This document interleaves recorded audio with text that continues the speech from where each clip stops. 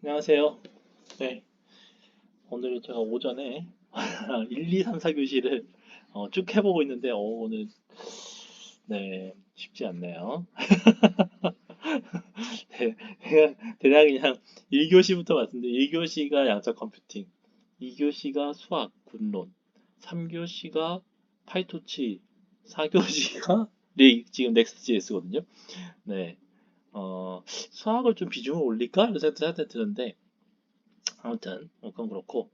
자, 어제까지 이제 넥스트JS의 전초전인 리에그의 전초전인 자바스크립트 내 자바스크립트 중에서도 자바스크립트라기보다는 이게 도움, 그러니까 이 웹브라우저가 어떤 식으로 동작하나 뭐 이런 얘기를 좀 했었습니다. 그래서 HTML 읽어서 도움을 만들고 그 도움을 가지고 화면에 그리고 뭐 이런 식으로 했었죠. 자, 이제 오늘은 지금 보시는 것처럼 자바스크립트에서 리액으로 이렇게 돼 있는데요. 어, 자바스크립트와 도움 메소드로 UI를 어떻게 업데이트 바꾸는지 이런 걸 해보겠습니다.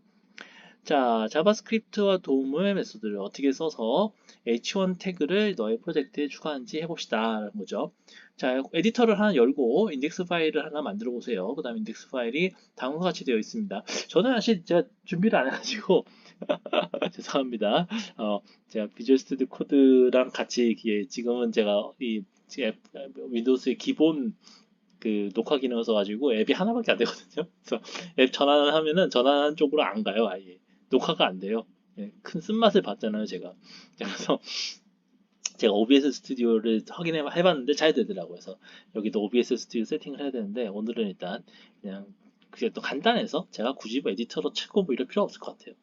자, 이렇게 HTML 코드를 인덱스 HTML을 작성했어요. 자, 그 다음에 이게 보시면은 이렇게 됐고 그 다음에 div에 유니크 아이디를 주자 뭐 이렇게 했습니다. 그 다음에 유니크 아이디 준 이유는 뭐냐면 나중에 여기를 지정하기 위해서 타겟을 삼기 위해서인 거죠. 자, 그 다음에 자바스크립트를 HTML에다 넣어요. 이렇게 스크립트 태그로 이렇게 넣습니다. 요 밑에다 넣고 이제 밑에다가 이제 우리가 로직을 넣겠죠.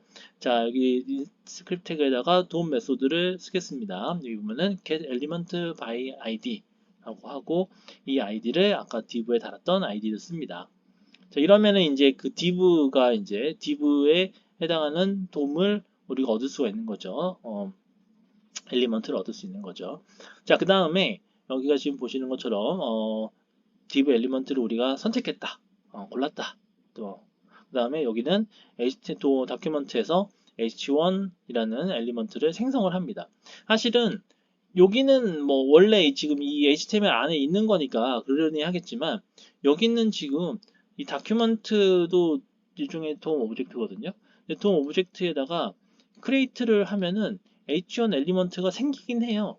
생기긴 하는데 이거 즉시 화면에 나온다는 뜻은 아닙니다. 아마 여러분들 이거 돔 조작 배울 때 가장 좀 곤혹스러운 게 아마 이런 거였던 것 같아요. 그러니까 우리는 생성 이꼴 표시 이렇게 생각하기 쉬운데 만들었다고 해서 화면에 나온다는 건 아니라는 거죠. 그러니까 렌더링이 된다는 얘기는 아니는 거죠. 그러니까 왜 이런 일이 생기냐 한다면 여전히 이것도 다 돔상에서만 일어나는 일인 겁니다. 그러니까 좀 메모리 상에서만 일어나는 거예요. 돔트리 상에서만. 그렇기 때문에 심지어 돔트리 상이 일어났다 치더라도 여기 또 문제가 뭐냐면 얘가 어디에 달리는지도 사실은 지금 안 지정을 안 해놨어요. 약간 이제 여기까지는 그냥 엘리먼트를 하나 그 트리와는 별개로 딸랑게 만들어 놓은 거죠. 트리에 넣어야 돼요. 그래서 트리에 넣는 게 밑에 있는 건데 어쨌든 여기 지금 그래서 여전히 지금 이거는 화면에 나오는 거랑 아무 관련이 없다는 거죠. 그래서 이름이 헤더인 그런 엘리먼트를 만들었어요. 그 다음에 여기 보면은 create text node라고 해서 이 헤더 이거는요 단순히 딱 이 쉽게 얘기하면 태그만 만든 거기 때문에 그 태그 안에 컨텐츠가 없습니다. 그래서 지금 태그 안에 컨텐츠를 만들려고 했는데 잘 보시면 얘도 그렇고 왜 좀 놀랍냐면 이 크리에이트 엘리먼트를 받는 이 메소드를 받는 애가 다큐먼트거든요. 다큐먼트는 쉽게 하면 그냥 HTML 문서 자체예요. 가장 상위에 있다고 볼 수도 있어요. 자, 근데 어쨌든 얘한테 크리에이트를 했으면 그러면은 좀 생각하기에는 루트에 달리는 건가? 생각이 드죠. 그럼 루트에 달리면 H1 달리면 안 되죠. 루트에 달릴 만한 성질도 아니고 얘는 그러니까 HTML이라는 태그 위에 거기 밑에 달려서 소용도 없어요. 예. 근데 어쨌든 그것도 아니에요. 심지어 또 그것도 아니고 그냥 생성을 맡을 얘가 그냥 얘여서 얘에다 생성을 하게 한 것뿐이에요. 그래서 어, 아직 돔 트리에 돔 오브젝트로는 만들어졌지만 돔 트리의 일원이 되진 못했다는 거죠. 얘도 마찬가지예요. 그러니까 나중에 H1에도 넣겠지만 H1에 넣기 전에는 그냥 텍스트 노드일 뿐이에요. 텍스트라는 내용을 담은 그런 애일 뿐이에요.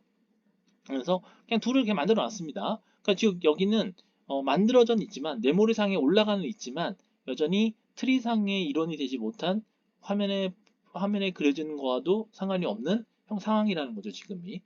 자, 그러면 이 다음에가 또 재밌는데 H1 엘리먼트에 텍스트를 넣어요, 또.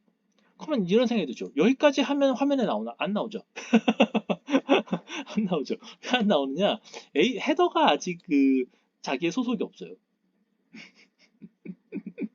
자, 그러면 어떻게 나오는데요? 이때 나옵니다. 자, 이때 인사이드 div에 div라는 엘리먼트의 자식으로 어펜드 차야 된 자식으로 들어간다는 뜻이거든요. 그래서 이제 여기서 주목해야 될 거는 이 텍스트 노드라고 하는 거, 그러니까 텍스트 내용만 다져 있는 거는 그 태그 엘리먼트, H1이라는 태그죠. 태그 엘리먼트 자식으로 들어가야 됩니다. 네. 요것도 좀 재밌죠. 셋이 아니에요. 어펜드예요. 요것도 어펜드죠. 그러니까 내용을 세팅한다가 아니라 자식으로 컨텐츠를 넣는다. 이렇게 돼 있습니다. 자, 다 동작한지 확인을 하면은 브라우저 열면은 이렇게 나올 겁니다. 자, 그러면 자, 여러분들이 돔 엘리먼트를 그 브라우저 디벨로퍼 툴에 보면은 뭐라고 되어 있냐면은 이게 인사이드 H1 이건 볼 수 있죠. 여러분들 개발 툴 아마 자주 보셨을걸요. 그다음에 보는데 페이지의 돔은 소스 코드랑 다르다. 아, 오, 이제 요걸 하려면 실습을 했었어야 된다. 아우, 죄송합니다. 브라우저에서도 할 수 있을 텐데, 브라우저에서도 하는 방법이 있긴 할 텐데, 근데 좀 예쁘진 않을 수도 있을 것 같긴 해요. 브라우저에서 보통 이렇게 무슨 뭐 코드펜이나 피들이나 이런 거 쓸 거거든요. 음, 쓰는 거 보여주면 좋을 것 같긴 하다. 그죠? 근데 봤다고 칩시다. 무슨 얘기냐면은, 지금 보세요.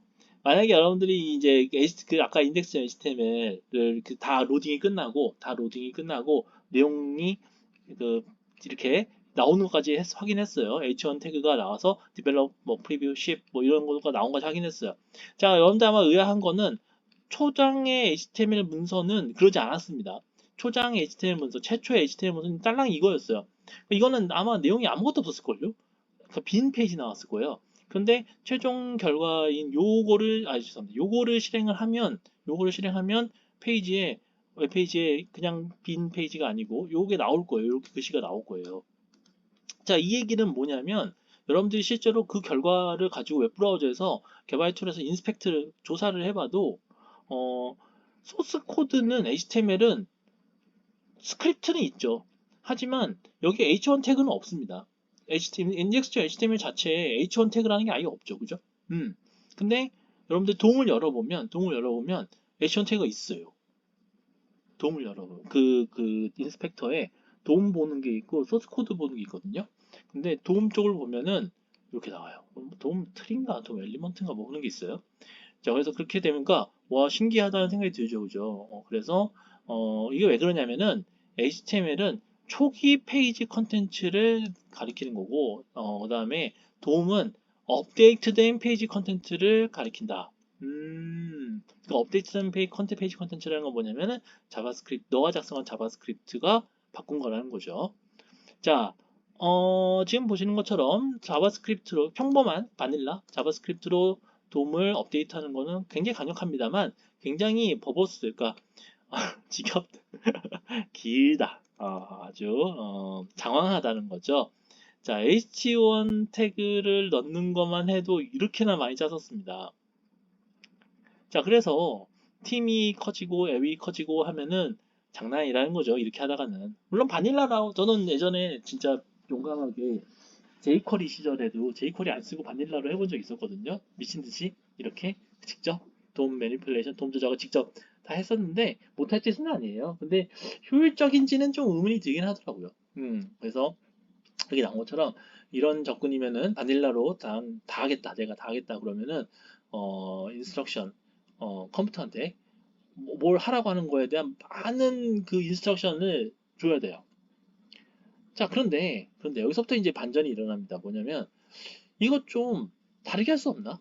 무슨 얘기냐면은 어떻게 돔을 업데이트할지를 컴퓨터가 알아서 하게 하고 나는 화면에 뭐가 나와야 되는지만 쓰면 안 되나?